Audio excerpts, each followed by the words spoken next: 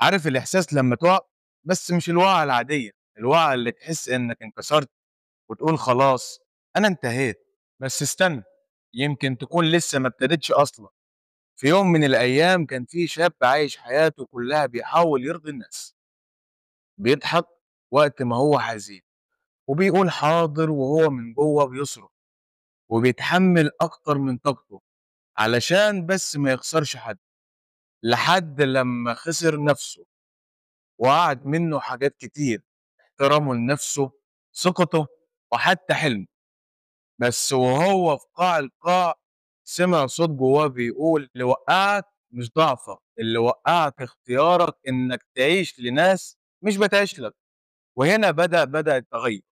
ربنا ساعات بيسمح لك بالوقوع مش علشان يكسر قلبك، علشان يكسر وهمك. الناس اللي بتسيبك مش نقص فيك، دي نعمة مش باينة دلوقتي. ولو الدنيا ضلمت فجأة ده مش دليل إنك انتهيت، ده بس علشان تبدأ تشوف نور من نوع تاني.